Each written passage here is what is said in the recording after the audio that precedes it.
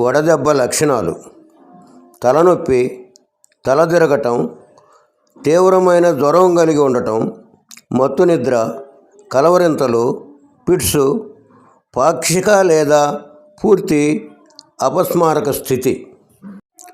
ఎండ తీవ్రతకు గురి కాకుండా తీసుకోవాల్సిన జాగ్రత్తలు: తెలుపు రంగు గల పలుసటి కాటన్ వస్త్రం ధరించాలి.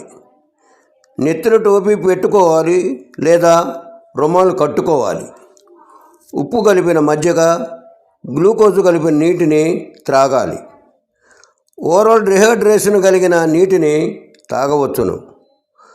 వడదెబ్బకు గురి అయిన వారిని నీడగా ఉన్న చల్లని ప్రాంతానికి వెంటనే చేర్చాలి.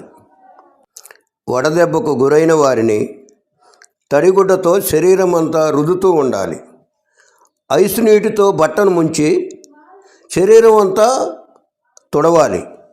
ఉష్ణోగ్రత 101 డిగ్రీస్ కంటే లోపునకు వచ్చే వరకు ఐస్ వాటర్ బట్టతో శరీరాన్ని తుడుస్తూ ఉండాలి మరియు ఫ్యాన్ కింద ఉంచాలి. వడదెబ్బకు గురైన వారు సాధారణ స్థితికి రానిచో వారిని శీతల వాతావరణంలో దగ్గరలోని ప్రాథమిక ఆరోగ్య కేంద్రానికి తీసుకెళ్ళాలి. మంచినీళ్ళు ఎక్కువసార్లు త్రాగాలి.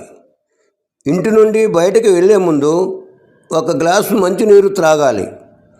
ఎండలో నుంచి వచ్చిన వెంటనే చల్లని నిమ్మరసం కానీ కొబ్బరి నీరు లేదా చల్లని నీరు త్రాగాలి. తీవ్రమైన ఎండలో బయటకు వెళ్ళేటప్పుడు తలదిరుగుట మొదలైన ఇతర అనారోగ్య సమస్యలు ఏర్పడితే దగ్గరలో ఉన్న వైద్యుని సంప్రదించి ప్రాథమిక చికిత్స పొంది వడదెబ్బ బారి పడకుండా కాపాడుకోవచ్చును.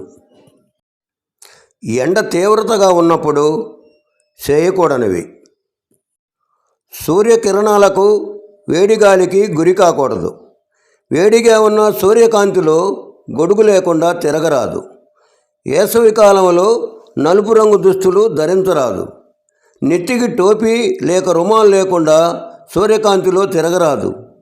వడదెబ్బకు గురైన వారిని వేడి నీటితో ముంచిన బట్టతో తొడవరాదు.